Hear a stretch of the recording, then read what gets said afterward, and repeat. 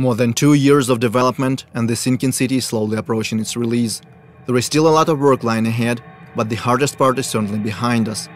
Now we feel it's finally time to start showing some gameplay to the public. Luckily, we have a few great opportunities to do it, with gaming events like GDC and EGX Rest being right around the corner.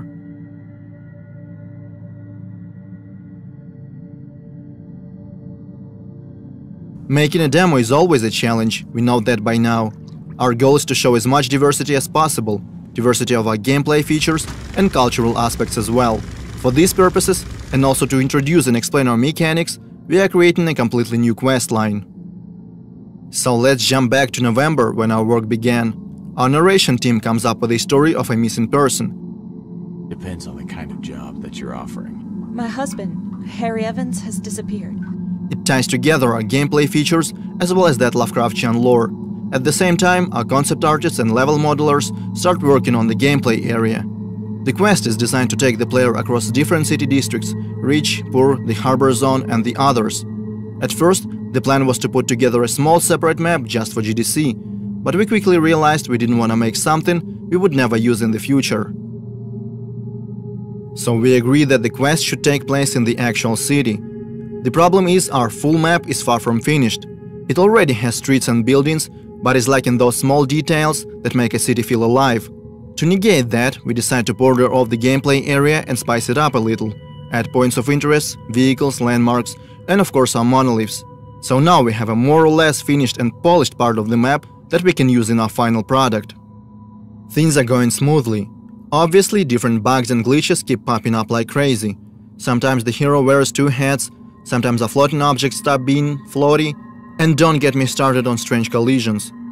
But we always manage to fix them in no time. However, there is one big problem that we have struggled to sort out for months: lighting. In our previous demo we used static light maps and baked them into the textures. That was a difficult and resource-draining process, so in our game we eventually decided to switch to dynamic lighting.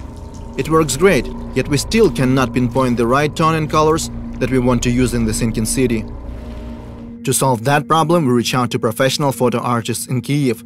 They help our team find the right color scheme, inspired by the works of Caspar David Friedrich, James McNeill Whistler, Gregory Crutzen, and other prominent masters in their fields. Also, during our numerous playtests, we realized something. Our quest line is intriguing, but very linear.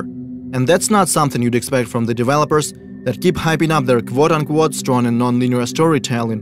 So our writers put together an alternative ending. I guess you could call it a good ending, available only for the most observant investigators. There is something else that requires a lot of effort to produce. Our intro cutscene is supposed to be the very first thing that people will see. Obviously, we want to make it look impressive and true to our source of inspiration, Lovecraft. Our cinematic artists decide to start the cutscene in the water, slowly emerging to show the city. The sea and its destructive influence are one of the main themes in our game, and these first few seconds felt fitting, they felt right. There is a whole lot of work being done in the meantime. Our animation specialists are working on making those characters and objects move realistically, the localization team is searching for the right actors to voice our characters, the sound designers and the combat unit are busy as well. After several months of work, the demo is ready. All that's left to do is spend countless and countless hours creating and practicing the presentation. We know the importance of the first impressions. They can be make it or break it kind of deal.